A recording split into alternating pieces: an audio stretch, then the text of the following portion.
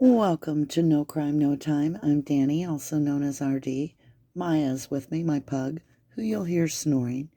Beats hear her cry on the outside of the door. And your screen is blacked out because this is your blackout. It just encourages you to do your own research, as I highly recommend that you participate in what you perceive. So perception's a big, big deal. And King Kratz was a mastermind, actually, at switching up the perception in order to twist it into an expected outcome. So, we're going to be talking a little bit about how perception won the game for the prosecution. And we're going to be talking about Bradley Czech, and we're going to be going through some of the steps that I feel are very, very important into identifying what could have changed this case completely. So in the Avery case, the Denny law was invoked. And the Denny law states that you need opportunity and direct connection. And you're like, wait. I remember there was 3, right? Well, yes and no. Up until Stephen Avery's case, to apply the Denny law, you only needed to have opportunity and direct connection. Then, when Stephen Avery's case came along, the law changed. The ruling was that now the defense would provide the motive as well as opportunity and direct connection. And they would name this the legitimate tendency test.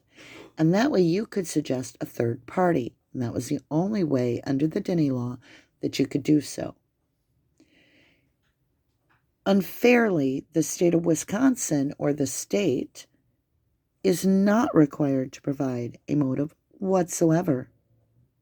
So how are the scales of justice right there balanced? How is that even possible?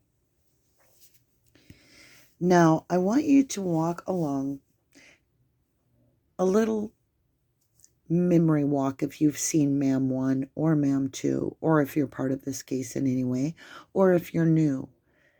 I want you to think about the fact that back during the trial, Teresa Halbach was seen in an angelic light that did no wrong. She volunteered as a basketball coach for a church. She was a very kind individual that focused mainly on doing good and was possibly thinking of doing a humanitarian lifestyle involving travel. And the whole community stood back behind this angel that had never done any wrong. Now, I am not trying to disrespect the victim in any way when I say that is by far from the truth. She was a normal girl. She was a normal woman that had a normal life, that made some possibly bad decisions. She had become promiscuous with a married man, as well as was sleeping or had slept with her flatmate, her roommate, Scott Blodorn. Now keep in mind, this all was hid from the jury. Why? Why was it so important that King Kratz stress to this jury and to everyone how pure Teresa Halbach's life was? Perception. How much did it matter that she was untouchable? What do I mean by untouchable? I mean untouchable for a reason to be murdered. The more he could shine that brilliant light onto this victim of purity, the less likely that a Denny suspect could be produced, because every bit of strength he gave to her perfect character weakened the chance there was a motive to kill her. So now let's flash forward numerous of years while Stephen Avery and Brendan Dassey have been patiently awaiting due process for actual justice. We still continue to work out the details. And in my years of research and many others' years of research, we have learned that the Denny law, which would have been motive, opportunity, and direct connection, would have easily been met with Bradley Shack. And I'm not trying to single him out. I'm trying to prove a point that there was a Denny suspect. Okay? And here's how you got to look at it. So in June 2004, June 27th, 2004, Bradley and Casey get married. 4 months later, that's it, just 4 months later, hear the truth train? She's filing a restraining order. The wife is. And then 5 days later, so she files restraint on October 21st, 2004. And she files for divorce 5 days later on October 26th, 2004. Now, someone has made a comment about the fact that that's normal when you're filing for divorce to get a restraining order. No, that is incorrect. I've lived in Wisconsin for all of my adult life, most of my childhood. I've been divorced twice.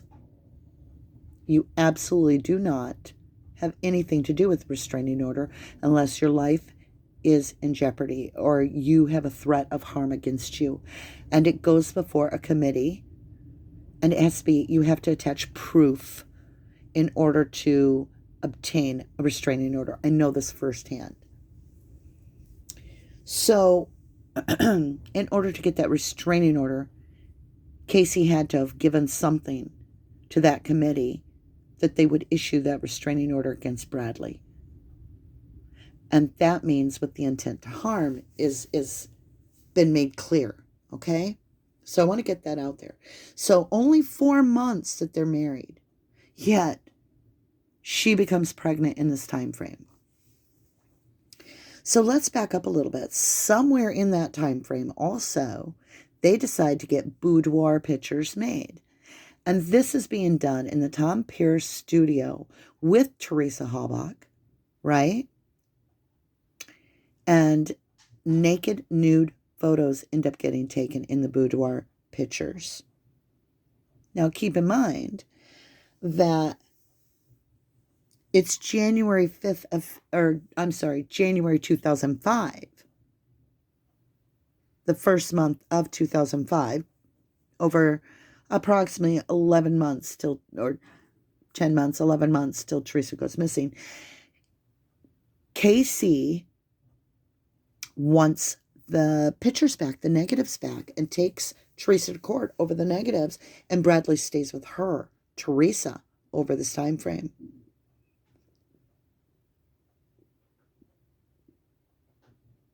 That's just a month and a half after she files for divorce. Bradley's standing in a court of law with Teresa against his wife. This is a man that knows what he wants. Devil's in the details, you guys. So Bradley also did a little stint in the mental health institution. Who knows what it was for? It could have been recovering from drugs or addiction. It could have been something else.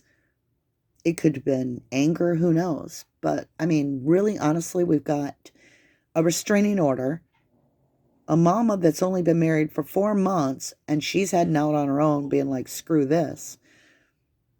And then Bradley ends up in the mental institution. All right, check it out.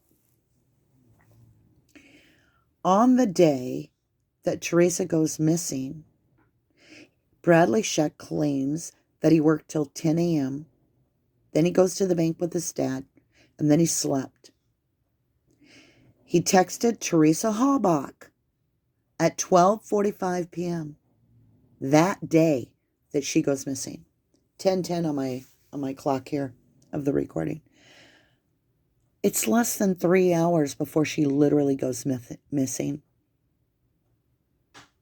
He says he goes back to bed and he sleeps until around 2 p.m. when he listens to a voicemail. Now keep in mind, Jolene Bain, a very good friend of Teresa Halbach's, suggests in her statements that Bradley kept calling Teresa long after Teresa had broken off with him. Right? Now, let's go back and look at this opportunity. He lived within 15 minutes approximately of the Avery property. He had, I shouldn't say he lived there. He was staying there. He may have lived there. Yeah, I think he did live there. So he has opportunities right there. Does he have a direct connection? Yes. 11:11 on the clock. Yes, direct connection being that they're texting. And does he have a motive? Well, during that year while he's waiting for this divorce to get finalized, where he's lost his wife, his soon-to-be baby, their relationship is growing apart. Right there. Had the jury known, had the prosecution been fair and shared some information, or had the defense researched the victim, we wouldn't be where we are now, because we would have had Bradley Scheck in the hot seat. We would have had a motive. So, perception's really, really, really an important thing. I mean, I'm going to get into some other stuff on the next blackout about this whole timeline of the guy reporting to Colburn about the RAV on 147. I think that's where we're headed next. And the whole cars here, whatever's being said there. I think there's something to be had there. I really do. So with that, I love you to the moon and back.